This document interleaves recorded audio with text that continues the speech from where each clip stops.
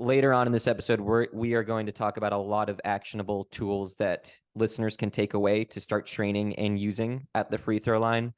But before that, we are going to talk about all of the mental obstacles that free throw shooters are pretty much constantly going through at the line.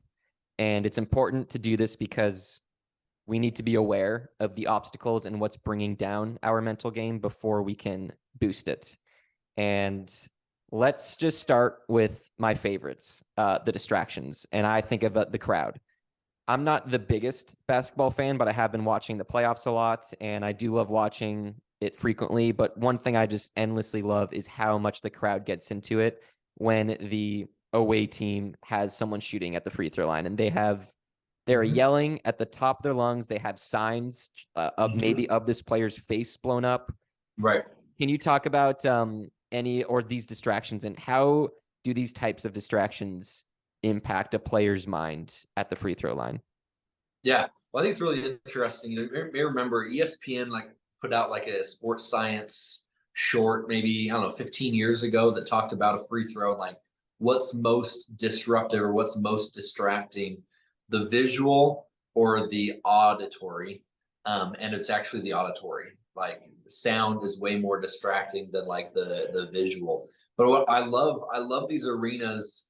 It's a great way to engage your fans. That's like, hey, let's find a way that seemingly gets us to root for our team, and tries to get this other team to miss a free throw and give us the advantage.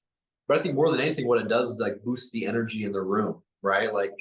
So I live here in Salt Lake City, and so something the Utah Jazz do, in the fourth quarter, is if they miss 2 free throws, everyone in the arena gets Chick-fil-A. So it's wild to me. It is so wild. It is so funny. You get these, 15, 20,000 people just so locked in and loving when this millionaire makes a mistake, and then they're just hoping that they make 2. Throughout the rest of the game, they're shooting free throws. You'll get some casual distraction or whatever, and casual waving or whatever. But man, when that fourth quarter hits, it's we're all in here, right? And it's all for a 4-piece nuggets from Chick-fil-A. So it's wild to me.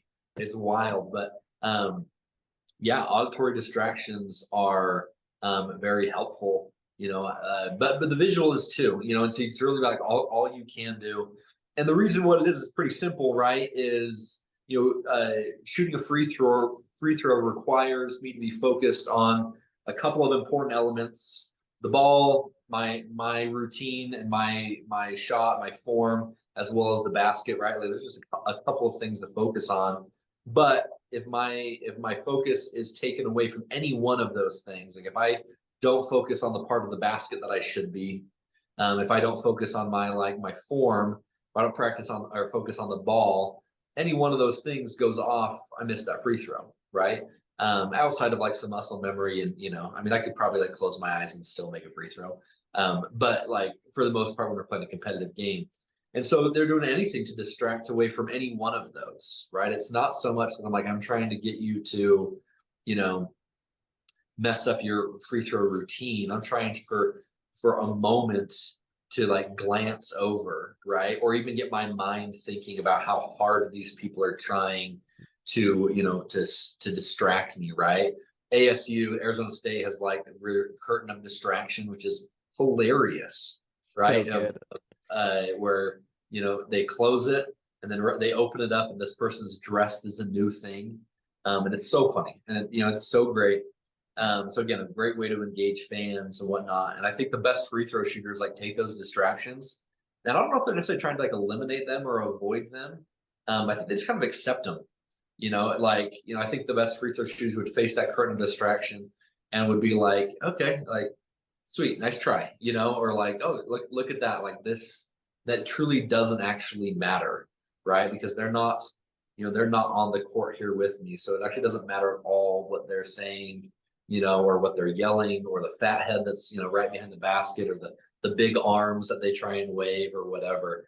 I think it's pretty neat.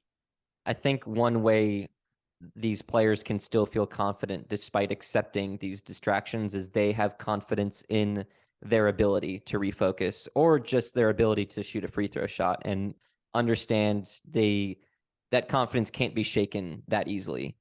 And another way I was picturing this process of how these distractions from the crowd impact your mental game is maybe they do cause that very quick lapse in focus from your routine and your breath to, oh, I'm kind of smirking at that fan who's doing something funny. And then the result of that is now it's caused a player to actually think about ineffective cues and they go down a possible rabbit hole of thinking about the crowd and their judgment and what might happen if they miss this and how much louder these fans are going to get if I miss. That's what ends up, that could be the result of these distractions that are very detrimental to the Right. mental game. But when a player can go through their pre-shot routine, become distracted by this funny fan, but then just come right back to what they should be focusing on, that's the strong mental game that I think we as sports psychology consultants are trying to train in our athletes. Yeah, no, I totally agree with that. I think part of it comes to being able to recognize like what matters and what doesn't, and recognize that like this free throw really is about you and the shot. It's you and the free throw, and so I think they really great ones come back and just focus on that right there. That's like, you know what, yeah, this is all happening around me, but it's still me. It's still me shooting. Something that I think is really important. I'll probably mention it a few times this episode is that work ethic overcomes fear. The amount of work that I put in. If the first time I shoot a distracted free throw is in the fourth quarter of a championship game, it's probably not going to go well for me. Not because of that distraction from that fan, but because this is a brand new experience, right? Think about anything I do for the very first time. I'm going to be less good at that thing, and then now you add pressure, you add distractions and whatnot, right? So whenever I'm working with an athlete, or whenever I see like basketball players and coaches working basketball players, it's about taking free throws in lots of different types of scenarios, but approaching that in the exact same way, right? Like eliminate the distraction, even if there is no distraction, right? What's important now, even when like, the only thing I'm doing is the free throw, but learning to identify, you're talking about awareness, learning to identify and being aware of what is important, what is the most important thing right now, and being able to like identify that even when there's lots of noise going on. So coaches, go on and get a couple hundred people, bring them to practice and make them as energetic as possible and distract your players as they shoot free throws. So yeah, they're not experiencing it for the first time when they're in a game or that the stakes are high. Well, I know that might be a little bit of a joke, but let me tell you what's not a joke. I mean, this is for high school coaches, I guess, but all of you have real quick access to your marching band, your cheerleaders, right? One of my first sessions I did on focus, actually, while I was in grad school for my grad school project, is I just had a real quick email to the cheerleading coach, and I was like, hey, like I know it sounds kind of strange, but I know you guys have practice at the same time. I'm leading a session on focus. Would you mind coming from 2:45 to 3? And all I need you guys to do is just to make a bunch of noise. And it wasn't the first time any of obviously the players had played with like that amount of noise, but in practice it definitely was. And we just had them like line, cheerleaders, our fans are typically sitting up in the stands. But we made it harder, and so we actually had them like line like right on the outline of the court, and they stood right there. And I was like, I want you to distract them as much as you can. Don't just make noise, but I want you to say some things like, what's something that you know about Max from English class? Like, I want you to say that, right? Like, do you know something about his mom? I want you to say that too, or like I want you to try and be distracting, get their mind like wanting to focus on something else so that we can train how we do avoid that. So high school coaches actually, and I feel like you'd actually be able to get a couple of coaches who would do that for each other. Mm-hmm. It's like, hey, would you come in and do this for me? And my guys will be willing to come here and do that for you as you're prepping for your tennis, your tennis tournament or whatever. I mean, it's so smart because it's very effective to train the brain in this way, but it's also so fun. So So I fun. highly recommend that to any Right. coaches listening to try and organize that. Let's move on to another mental obstacle Yeah. that free throw shooters face. And this is the self doubt or ineffective slash negative self talk that they experience basically Mhm. in the window of I was just fouled and right before I shoot this free throw. A lot of players go into this mode of doubting their abilities to make this shot that might be important, or just having this unnecessarily negative or ineffective self-talk. Where does your mind go thinking about the self-doubt and self-talk and how to train athletes to basically counter all of those Yeah. thoughts that are not helping their mental game? Right. So I don't know if it necessarily immediately goes to self doubt or negative self talk. I do think that's an option. What I think athletes do is almost like treat our mind and our memory bank like a little bit of a Rolodex, or as like I'm stepping up to the line. I am going through those file folders to try and find like the most recent information I have that determines whether or not I'm going to do well in this. Right. And so if most of, I kind of imagine that it's like all of the makes, all the free throw makes are labeled in green, all the free throw misses are labeled in red. And as I go through them and I see more reds, I'm going to start having some self doubts. Like, okay, well, I'm looking, I'm not looking at the specifics here, but I'm seeing a bunch of misses. Yeah, that's probably going to start like I'm going to start thinking, okay, well then that now we're playing the law of averages, and so I think that I'll likely miss. And that red that you see in the folders is way more powerful than the green. So you could Totally. see 9 folders that have green marked in them because you made those shots, and then one with red. But that red is going to stand out so much more than any of the greens will. Right. Absolutely. Because of the negativity bias that we like all experience as we play, right? Like we're never as good as we like give ourselves credit for, which is why one of the absolute first things that I would like suggest to players is in that time as you're like stepping up to the free throw line or you're going to is don't don't look through the file folder to like determine how it's going to go.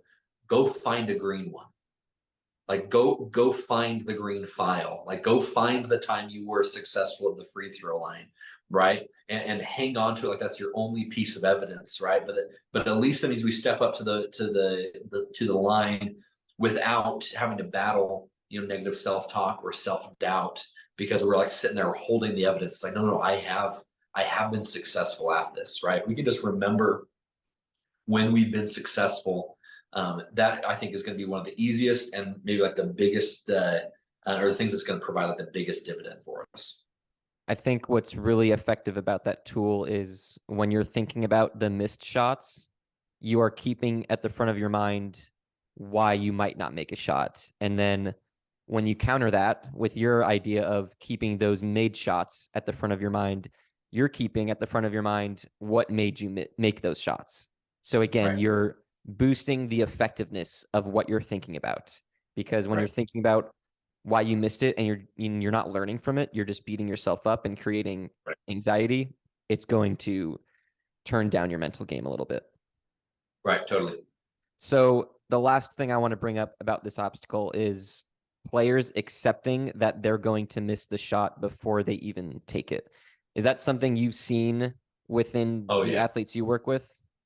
Totally have, and more in their body language than anything, but also like kind of a like if you're struggling from the free throw line, you absolutely can change, you can improve, but it takes work. And it takes like deliberate effort, deliberate thought, deliberate practice.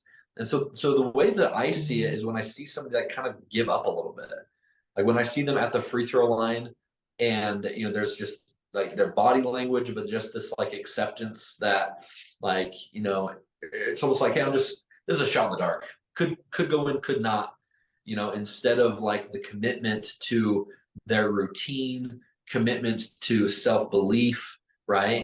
That's one of the things that I think this is true across sports is like for us to be successful, we've got to accept the fact that it may not be successful, but I still have to give 100. I got to give 100%.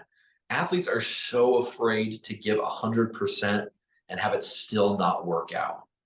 And so the answer is like, well, I'm going to give 70% then, because then if it doesn't work out, I can be like, hey, at least it was is because I didn't give 100, right? But I hate that. I hate that thinking, because what we do is we sacrifice any even opportunity for greatness or any opportunity we have for success, because essentially we're only going to find success, against teams or opponents where I can give 70% effort and still win, right? So essentially I'm only going to like feel good about, or I'm only going to get success when I beat a team like worse than me, right? And it's like, and I think that just carries its own, like, well, you only beat them because they've only won one game all year, right? Like, like they're not as good as you. Like that's why you beat them, right? Instead of having this mentality of like, you know what, like I don't belong, I don't deserve to beat this team, but I'm going to go try my absolute best to, and maybe we do, maybe we don't, but I'm gonna carry my head high because I know that I gave it like truly my best effort. When I think about a player giving 70% as opposed to 100%, and where I think about that is being diligent in their pre-shot routine. For Totally. example, it's easy to just hold back and say I'm going to be a bit lazy here because I'm Right. already doubtful. Where my mind goes is this fear of failure, of I'm afraid of failing so much that I'm not even going to give it my all, because then that failure won't be as impactful on my ego. Right. And that's one of the last obstacles I want to discuss in free throw shooters, is thinking in the past or thinking in the future. And fear of failure is oftentimes rooted in thinking in the future, where you're afraid of failing and what might amount from that. And that will create a sense of anxiety and worry about what's about to happen. Anything to add on to thinking in the future at the line? Yeah, I think when we're listing all of the obstacles, right, or distractions, I think for most free throw shooters, like this is actually the biggest one, is the what does this mean, right? Because our brain is craving comfort, right? And so in an uncertain situation, we crave an answer, right? And so we're like, we decide, like it's going to mean this, right? And we don't really necessarily give ourselves the credit for like the mental adaptability that we actually have, right? That's like I can go into this expecting to make it, right? And like the plan is like now this means that we are now up three with 90 seconds left or whatever. And but then if I miss it, now it's only up two. Like, yeah, that is a different course of decisions, right? You got to play a little bit different way, being up two versus up three. But you're also like you're an athlete and you're mentally flexible and you're mentally adaptable, that you don't have to plan for the miss before you've taken that shot. You can believe that you're going to make it and be able to adapt pretty quickly. Like, okay, well now the situation is that I'm only up two. Okay, well here's how we're going to play defense now, right? And so I think that's one of the great ones when I've seen great teams play. They have that ability to adapt like really quickly, right? That it's not like, hey, we're planning for the worst. It's like, no, we're gonna plan for the best. But when it doesn't pan out, like we can switch easily. We can easily switch from a man to a zone or to a press or whatever we need to do based on the situation. But I think what does this mean, or what will this shot mean, is big time. And one of the other distractions I think with that is I feel like I've seen a lot more over the past couple of years is when they miss a free throw. I think when I was playing, if I missed a free throw, I would maybe look at my coach or my teammates. I prefer teammates, like that's a better one for me. But I'm seeing this a lot more as I look over their mom and dad, and that really bothers me. Because I'm imagining we look at the person we're feeling accountable towards, right? And so I'm noticing athletes looking at their parents more, because that's where like one of their biggest sources of distractions of like I missed. What's my dad going to say about that? What's my mom going to be? Are they going to hang like? Are they going to hang this? The amount of like personal training that I've been doing. Are they going to hang over my head that I chose to like go hang out with my friends on a Friday night instead of like putting in extra practice and now this is my consequence, which isn't true, right? And I don't know if parents actually do that. I mean, I'm certain that some of them actually do, but I think that is a big source of what are these invested others going to say to me because of that. This past year, I was working with a basketball team, and there's a player on the team he's shooting like 94% from the free throw line. And one of the first games of the year, so obviously really good free throw shooter. One of the first games of the year, with like less than a second on the clock, down one, he got fouled. And so it's really interesting to hear it from the coach after the fact. So spoiler alert, he makes both free throws. And so after the fact, as they're like celebrating the locker room, coach, I loved it. He had like the openness to be able to say, he's like, I was really nervous. I was really nervous, that like the game came down to this or whatever. He's like, but then I realized who was on the free throw line. Like this is somebody who makes more than 9 out of 10. Like the odds of him missing are way smaller. He's like, so at first I was like, I can't watch this. So he put his hands. He's like, but then I said, wait, this like Jackson's shooting. So I took my hands out and I watched because I wanted to watch this guy triumph over the moment, and he did, and it was so cool to see that, and to like live that and then hear coach, and I'm sure that was like a huge confidence boost for that player to hear his coach be like, I wasn't nervous. Like you were exactly what wasn't. And actually, the rest of the year, that same player actually hit like several very clutch free throws, and I wondered, I'm like, how impactful were those coaches' words, for the rest of the season? Yeah, I love that story, and nothing will get my heart rate up quicker than a story like that. Going back to this obstacle of thinking in the past and future, at the end of the day, it might be tempting to worry about what your teammates or parents are going to think about you if you miss it, or about what you have to do to adapt based on making or missing. But at the end of the day, it's not productive for the mental game. It's more productive to focus on your routine, the present moment, all the stuff we're going to be talking about soon. Let's wrap this obstacle up by talking about thinking in the past. So a lot of this is shooters having guilt, anger, or they're just ruminating about past missed shots, and that's coming up into their mind as they approach and take their free throw. This is very similar, though, to the Rolodex that you were talking about, where you're looking in the files for your missed shots and you catch them and you can't stop thinking about them. What else have you seen in your athletes when they get stuck in the past as they go up to the line?